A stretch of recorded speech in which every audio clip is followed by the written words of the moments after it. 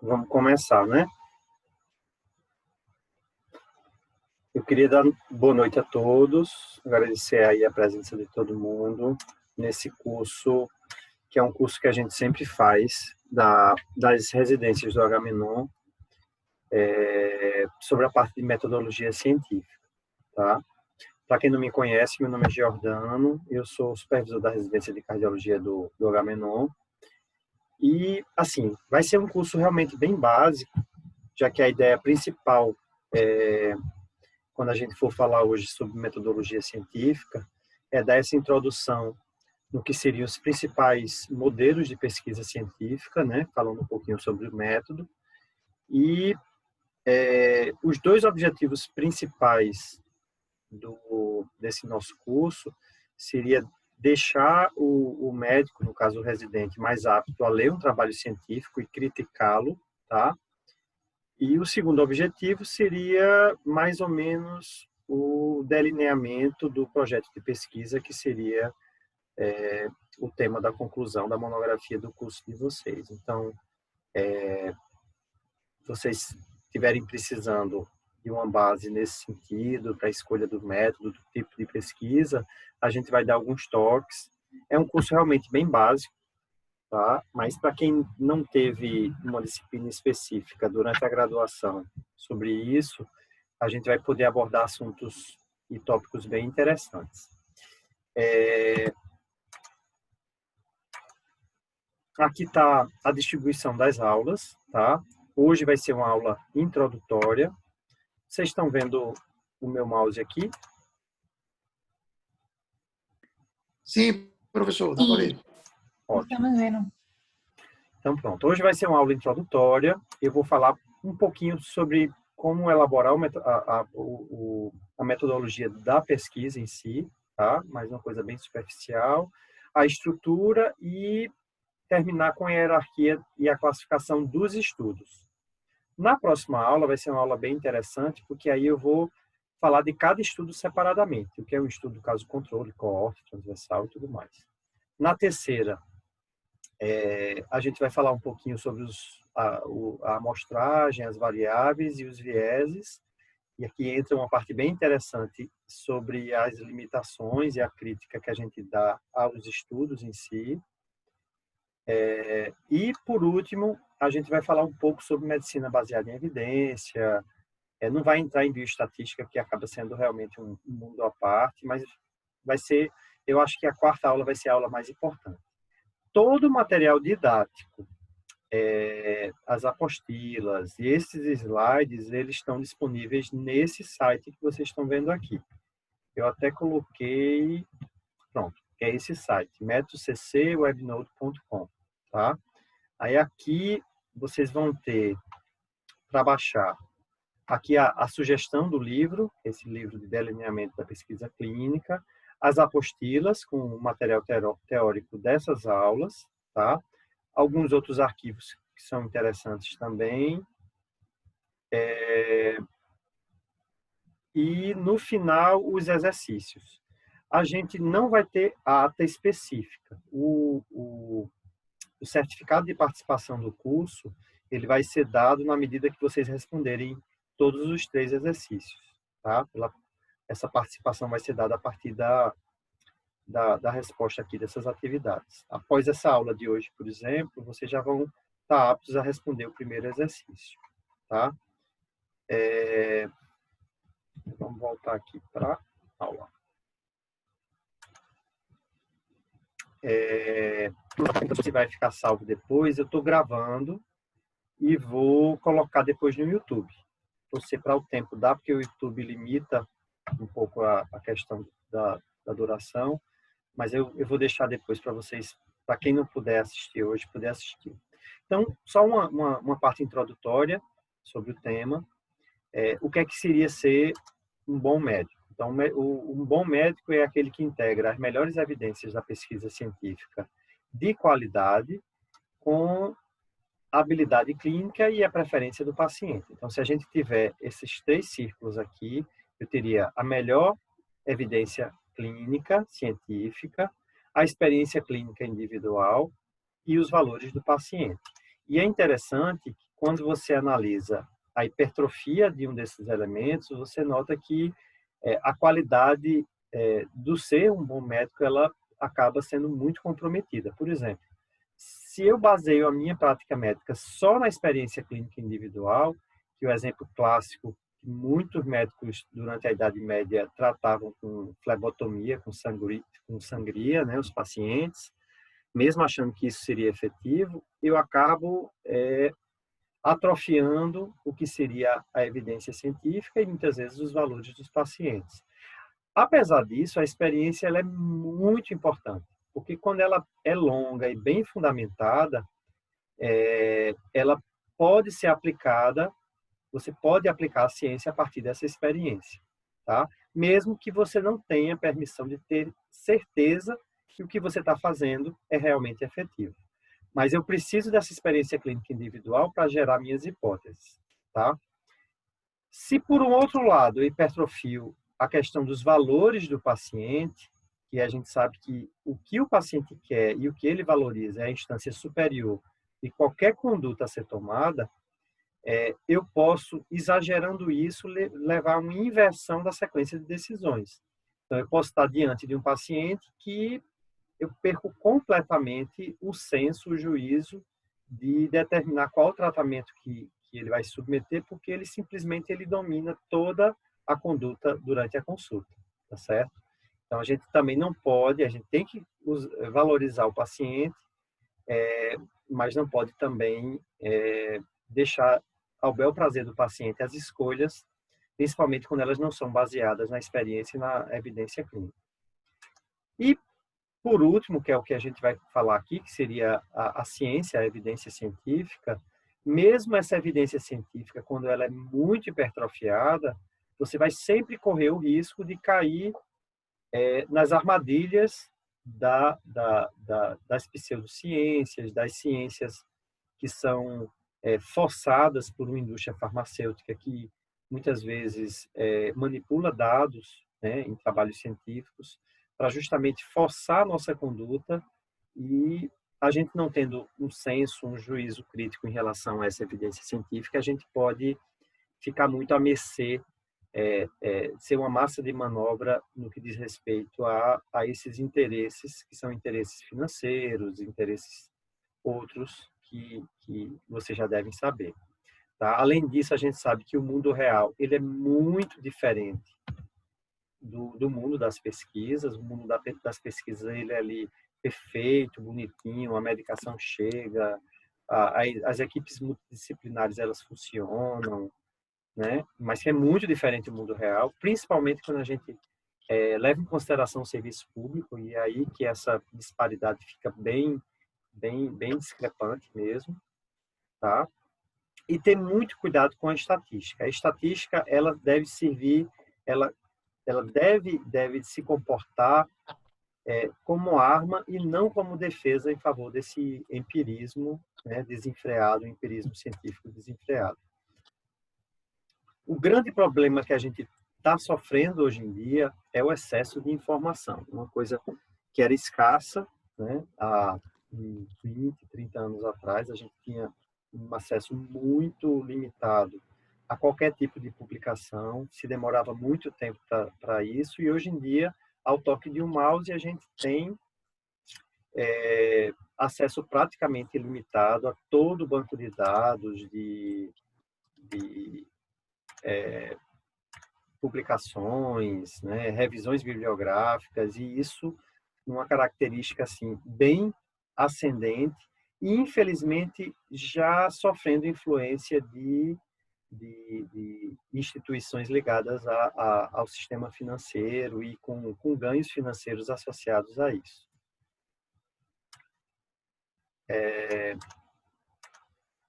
E aí a gente entra na nossa pergunta para situar a gente dentro das ciências biológicas.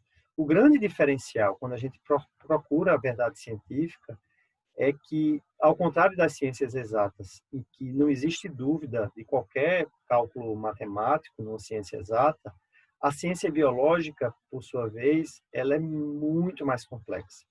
se você levar em consideração um simples modelo fisiológico ou fisiopatológico, que leva, por exemplo, a uma vasoconstricção, com todos os elementos intricados aqui nessa teia de hormônios que inibem, que ativam e que podem levar, por exemplo, a uma resposta secundária de hipertensão, se você acrescentar um determinado elemento aqui que haja com vasoconstricção, como existe toda uma rede intricada, cheia de feedback positivo, negativo, que se correlaciona, a resposta, quando você acrescenta um elemento nessa equação, ela não vai ser obrigatoriamente a resposta esperada, que seria que aconteceria na ciência exata.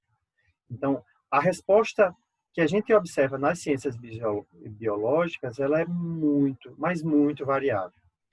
E aí, o papel da ciência, da metodologia científica, de identificar essa verdade, ele se torna muito mais complexo e a gente vai começar a ter que entender um pouco mais de vários conceitos, principalmente o conceito de distribuição estatística. Então, por exemplo, se eu fizer um estudo com uma droga versus placebo, para saber se esses pacientes que usaram a droga versus placebo, eles engordam ou emagrecem, eu vou ter pacientes que com a droga emagreceram, sem a droga engordaram, e não vou ter, na grande maioria dos estudos, uma resposta uniforme que 100% dos pacientes tiveram o efeito que eu procurava estabelecer. E aí a minha verdade científica, ela vai ser uma variável ligada à metodologia estatística, tá? No universo percentual, no índice de intervalo de confiança ali de seus 95% de certeza de que, por exemplo, essa droga, ela serve ou não serve para determinado tratamento. Então, a coisa é muito mais complexa. Existem variações individuais, respostas desiguais, e a gente tem que ter muito cuidado com o uso disseminado de médias. Então, muitas vezes, um estudo mesmo negativo, já que as médias dos grupos comparados foram iguais, você pode ter subpopulações que foram beneficiadas com determinada intervenção e que merecem uma menção em relação a um possível benefício daquela droga. Então, ter muito cuidado com essa simplificação que as ciências biológicas trazem, mas, infelizmente, é a única maneira de transformar uma variação, né, um universo de pacientes que têm variáveis, né, bem amplamente distribuídas, na questão de um número só que possa representar, que seria as médias. Tá? Quando a gente fala de metodologia científica, o primeiro autor que criou o processo de metodologia científica foi Galileu. Ele estabeleceu 3 etapas, né, em sequência: a observação, a hipótese e a experimentação. Na observação, a gente vai formular a questão, a gente observa o fenômeno, a gente cria uma questão, delimita o problema e, obviamente, se eu estou observando determinado fenômeno, eu já vou fazer uma revisão de literatura até para saber se alguém já teve aquela mesma ideia, né, a experiência que já existe naquele problema que eu estou formulando, tá? Estabelecer, no caso de um projeto de pesquisa, o estado da arte de avaliação, de observação sobre aquele problema e a metodologia que seria a metodologia atual. A partir daí, a segunda fase, eu estabeleço uma hipótese, que seria uma explicação provisória para minha observação, tá? E a terceira parte, que é a parte realmente ativa do processo, que é a experimentação, que eu vou reproduzir ou intervir sobre aquele fenômeno para poder estudar. Quando eu submeto essas 3 fases, no final eu vou aceitar a minha hipótese, eu vou modificar a minha hipótese, se ela for numa direção, por exemplo, completamente contrária, ou, não, se ela for completamente contrária, eu vou rejeitar, ou eu vou modificar quando existe uma hipótese alternativa que possa explicar aquele fenômeno, tá certo? Então, seriam as 3 principais respostas que eu vou ter. Então, basicamente, aqui quando o P dá significativo, o P não dá significativo, mas o intervalo de confiança ele é estreito, então provavelmente não existe diferença dos grupos, ou quando eu encontro uma significância num grupo específico, que seria quando eu vou fazer a modificação da minha hipótese. Antes de ter a pesquisa, o residente, quando vai aplicar o TCC, ele vai ter que elaborar o projeto de pesquisa. Existe já um modelo que eu coloquei naquele site que eu mostrei inicialmente, desse projeto de pesquisa, que vocês podem se basear, um modelo fictício de um projeto, para fazerem o TCC de vocês. Tá? Então, basicamente, eu vou, como eu disse, escolher o tema, eu vou, naquela fase inicial, ler e veja a prática clínica sobre aquele tema, elaborar uma justificativa, que seria a minha pergunta condutora, e fazer uma revisão sobre o assunto. O segundo ponto do projeto de pesquisa, eu vou elaborar o meu objetivo, ou seja, aquela pergunta condutora que eu criei aqui na fase 1, eu já vou considerar como um objetivo, respondendo essa pergunta condutora, e, obviamente, eu vou sempre considerar outros elementos ou outras variáveis que podem influenciar ou são influenciáveis. Então, seriam os objetivos primários e secundários da minha pesquisa. Tá? Eu quero estudar, então, um fenômeno sob a ação de várias variáveis e quero ver se esse fenômeno ele se altera sob a influência dessas variáveis. Então, é isso, basicamente, o que a gente vai colocar nessa segunda parte do projeto de pesquisa. Isso, em texto, vai se traduzir no projeto de pesquisa, na introdução, né, com a revisão, as dúvidas existentes em relação ao tema, e as respostas a essas dúvidas em que elas vão ajudar, a pergunta condutora, né, que seria o item 1.1, e os objetivos, que seriam o item 1.2. Na terceira parte do projeto de pesquisa, eu vou ter a metodologia em si, que vai ser basicamente o que a gente vai falar nesse curso, né?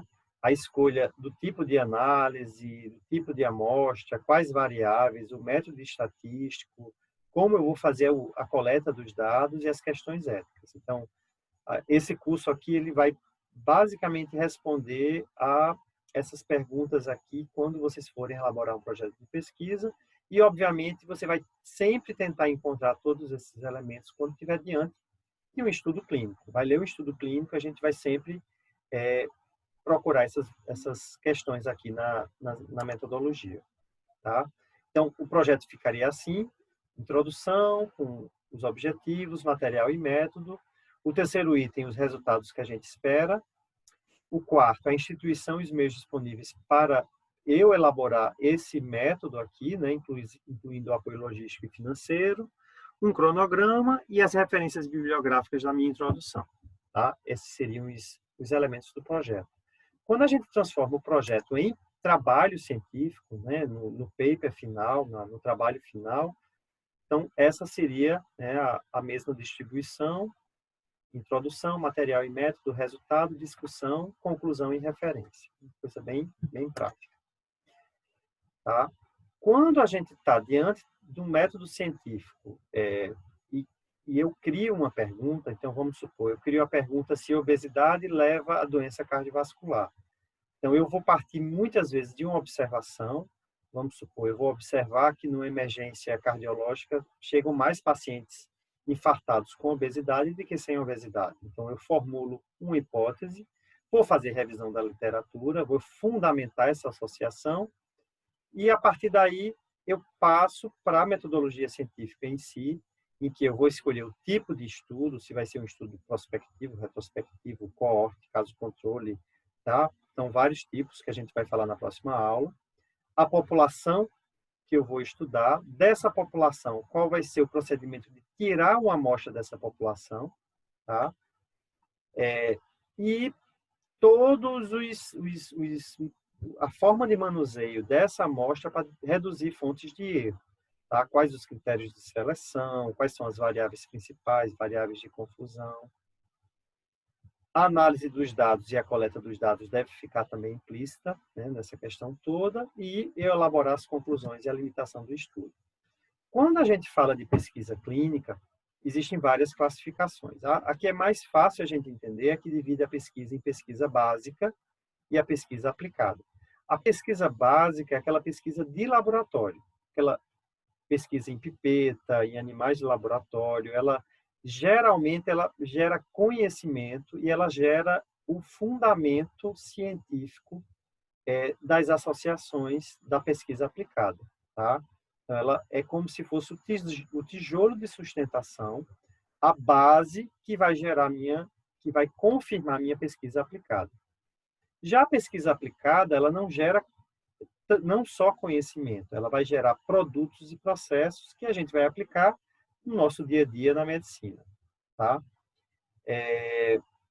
De uma maneira assim bem simples para a gente exemplificar, quando teve aquele caso emblemático da droga desenvolvida por um químico da USP que, segundo ele noticiou, ele trabalhava no departamento de química, reduzia câncer, se inverteu a história, né? Começando uma pesquisa básica, que existia um fundamento básico demonstrado em laboratório, mas quando você foi para a pesquisa aplicada usando isso como base, o resultado do estudo clínico com a droga, ele foi negativo, tá?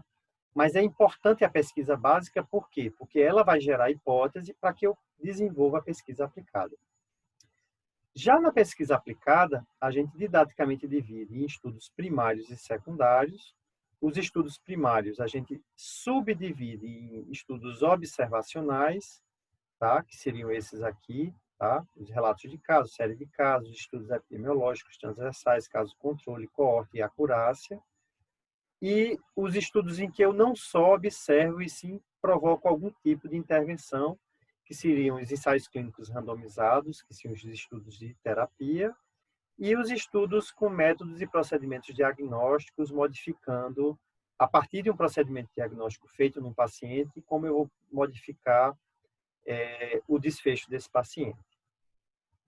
Quando eu agrupo vários estudos primários como esses, eu vou ter os chamados estudos secundários, que seriam as meta-análises e as revisões sistemáticas. Nessa sequência de começar pela pesquisa básica e seguir para a pesquisa aplicada, muitas vezes a gente caminha no sentido inverso, tá? O exemplo clássico foi quando a gente teve desencadeada a epidemia de microcefalia e que várias hipóteses foram geradas e foi preciso alguns estudos do tipo caso-controle para encontrar uma associação possível entre o vírus da Zika e o aparecimento da microcefalia.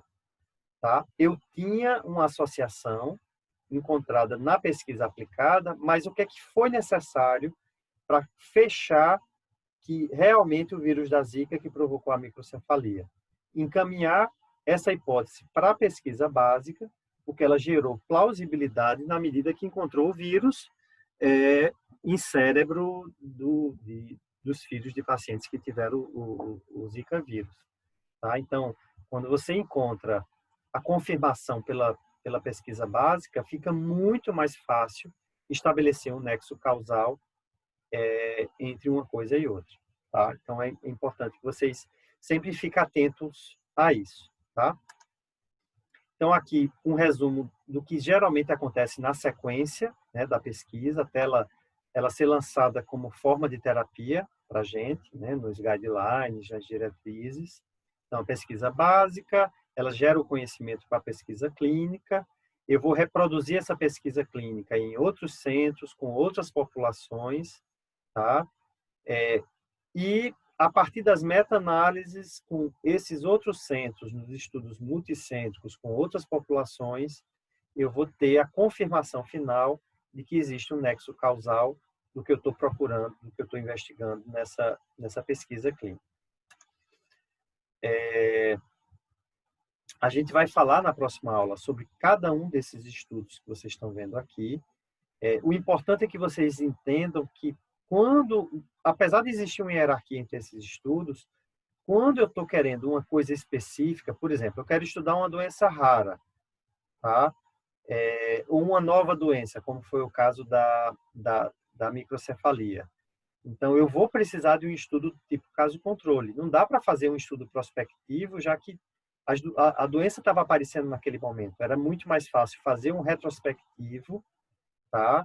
Naquele momento, de que esperar, vamos supor, uma nova gestação acontecer, controlar as variáveis e descobrir 9 meses depois, uma coisa que você já podia ter descoberto no começo. Então, o estudo caso-controle acaba sendo muito interessante para esse tipo de situação. Se eu quero avaliar estudo de evolução da doença, os estudos longitudinais, cada um desses, a gente vai falar sobre cada um, ele vai ter uma aplicação específica. Tá? A gente nunca pode relegar, não, vamos para o melhor estudo, que seria o ensaio clínico randomizado, sem considerar cada situação específica. E quando eu falo isso, da gente valorizar os estudos que teriam um embasamento científico maior, a gente remota, né, a chamada pirâmide de evidência. Tá? A pirâmide de evidência é um modelo, né, é isso que vocês estão vendo aqui, que é usado para colocar uma hierarquia em termos de qualidade científica dos estudos. Tá? Então, desde a base, que poderia ser, por exemplo, aqui a pesquisa básica, mas até a opinião, a experiência de especialista, passando pela série de casos, estudo caso-controle, coorte controlado, ensaio clínico, meta-análise e revisão sistemática, a gente tem da mais baixa até a mais alta evidência. Tá? Ao mesmo tempo, a gente não pode dizer, então vamos fazer logo um estudo daqui de cima, já que são os melhores. Por quê? Você tem que, muitas vezes, seguir essa pirâmide de evidência, porque muitas vezes, sem fazer um estudo complexo, num estudo de evidência mais baixa, você já descarta aquela hipótese, sem muito gasto, sem muito comprometimento e, principalmente, no caso dos ensaios clínicos, sem riscos para a população que está sendo estudada. Então, geralmente, a gente tende a seguir, ascender a pirâmide de evidência quando a gente tem uma nova suspeita. A gente tem, por exemplo, o exemplo que a gente está vivendo agora, com a pandemia, em que os estudos começaram como observacionais, né, os estudos terapêuticos. A gente pegar, por exemplo, os estudos com a cloroquina, começou com observações que talvez a cloroquina tivesse uma efetividade maior, e aí isso foi ascendendo, e na hora que você teve um estudo, um ensaio clínico, o ensaio clínico praticamente derrubou esses estudos observacionais que foram anteriores, tá? Mesmo que apareça um novo estudo observacional com um N maior, com uma robustez maior, você não consegue, com um estudo que está aqui mais embaixo na pirâmide de evidência, derrubar um bom ensaio clínico, tá? E isso é que é realmente o mais importante, porque sempre vai aparecer alguém com uma novidade, um novo estudo da cloroquina com um N maior, e alguém pode se influenciar com aquela coisa toda, ter sido publicado às vezes numa revista boa e querer derrubar um ensaio clínico, que é um estudo com muito mais robustez. Quando a gente fala dos estudos observacionais, o grande problema é que as variáveis que você analisa nos estudos observacionais, elas são relacionadas, mas não obrigatoriamente elas estão relacionadas a mecanismo causa e efeito. Só para vocês entenderem. Se eu tenho uma verdade, que câncer de esôfago é mais frequente no Rio Grande do Sul, e que no Rio Grande do Sul as pessoas tomam mais chimarrão, eu posso já de cara dizer, então é o chimarrão que leva a câncer de esôfago, tá? Só que isso, no máximo, é uma hipótese. Eu não posso, baseando numa observação, que é verdadeira, mas é uma observação que relaciona uma coisa a outra, e estabelecer causa e efeito. Tá? Indivíduos com sepse grave, que usam carbapenêmico, morrem mais. E pacientes sépticos, em que se optou por uma cefalosporina, tiveram um melhor prognóstico. O que é que você pode deduzir? Que meronem aumenta a mortalidade. Só que quando você vai analisar, os indivíduos que entraram já com carbapenêmico são indivíduos mais graves. Então, aí você tem um viés clássico, um viés de variável de confusão, de que os grupos que estão sendo comparados são grupos já, no início, já desiguais em termos de gravidade. Tá? E isso é uma coisa muito alardeada. Então, a gente tem que ter muito cuidado. Estudo observacional, causa e efeito não dá para fechar. Tá? Mas os estudos, eles são interessantes. Às vezes, esses estudos, eles são a única maneira de você observar o fenômeno, tá? Não dá para fazer um ensaio clínico com uma doença, um desvio de ocular, dando risco de cegueira, já que você tem que realmente observar para ver se os pacientes que têm essa alteração ocular vai ter cegueira. Não dá para induzir a cegueira. Tá? Além disso, você vai ter as primeiras impressões sobre um fenômeno, já que, como eu mostrei aqui, esses estudos observacionais, eles são os estudos iniciais, tá? Permite encontrar variáveis implicadas, ou seja, explicações alternativas, já que você analisa um número de variáveis muito maior do que os ensaios clínicos. Pode ser realizado rapidamente, um estudo, por exemplo, transversal, você pode abrir um banco de dados e fazer ele muito rapidamente e com pouco recurso. E como ele é mundo real, a gente está analisando, observando o que está acontecendo no mundo real, você não vai estar usando a intervenção como fator de risco para levar a outro tipo de complicação. Então, essa avaliação em mundo real ela é muito interessante e ela, inclusive, ela é usada, os estudos observacionais, após a comercialização da maioria das drogas. Quais seriam as desvantagens? Como eu disse, pouca relação de causa e efeito.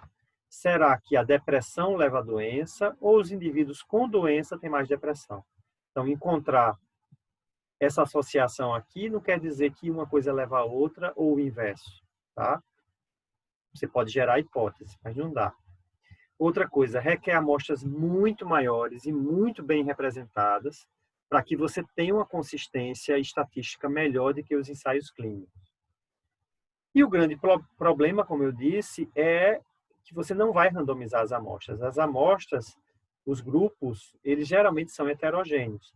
Então, quando eu comparei aquele grupo de Meronem versus cefalosporina em relação ao risco de sepse grave, eu posso ter aqui no grupo cefalosporina paciente menos grave, no grupo Meronem paciente mais grave.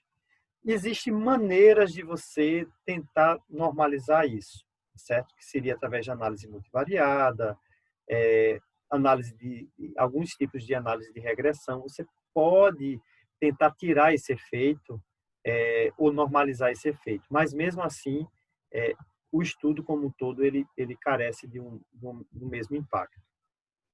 E, gente, basicamente isso. Na próxima aula, foi uma aula bem rápida, mas é interessante que vocês possam ler, possam estudar aí um pouquinho. Na próxima